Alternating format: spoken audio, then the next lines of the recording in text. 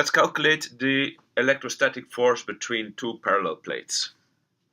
So I have two plates. I put a voltage over them, voltage V,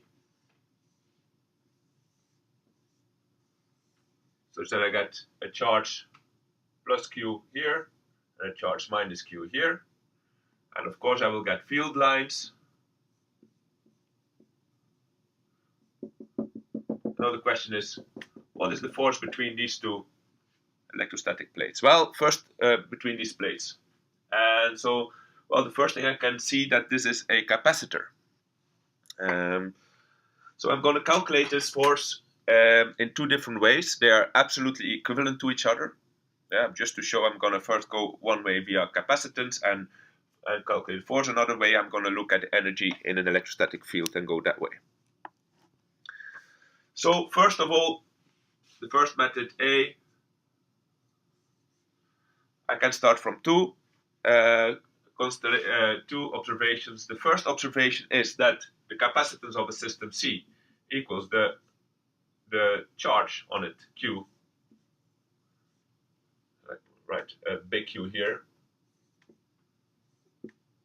Charge per voltage. And secondly, I also know for a parallel plate system that actually the capacitance equals epsilon A over the distance G, and G being the distance between the two plates here.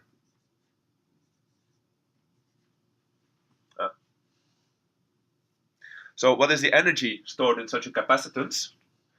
Well, the energy of taking a very small amount charge dq and moving it from here to here from over voltage V, I know that the energy increase du equals Q, V times dq.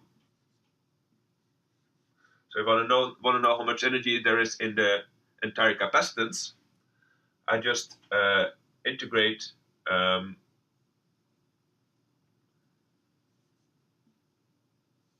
0 to Q, V dq, and I know that V equals Q over C.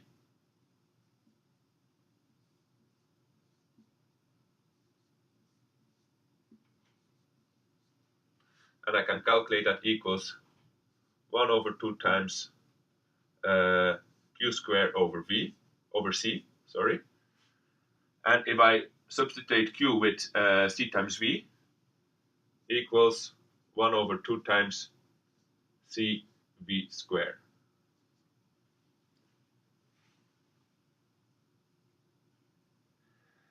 And now if I combine, if I put the C in here, so here I of course inserted the Q. The Q I get from here, and here I can insert the C here. Then I get 1 over 2 times epsilon A over G times V squared. So that is the energy in my capacitor. And what is now the force between the capacitor plates that is generated? Well, the force equals between the plates, EFE, the electrostatic force, equals the change of energy with the change of distance. So if I now try to move the distance a little bit more or a little bit less, I'm going to change the energy in here, and so the derivative of this energy versus this distance change equals the force. And now I can take the derivative of this one here, and you'll easily see that this is equals, let me see, that is, all of these I can bring up front immediately, 1 over 2 epsilon A over G, no, that's not the G, times V squared, and then I have, sorry,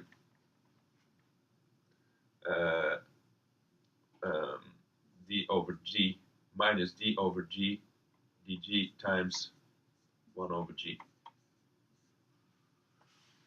equals 1 over 2 times epsilon A times V over G squared. So this is the electrostatic force over a parallel plate actuator. I can also see this.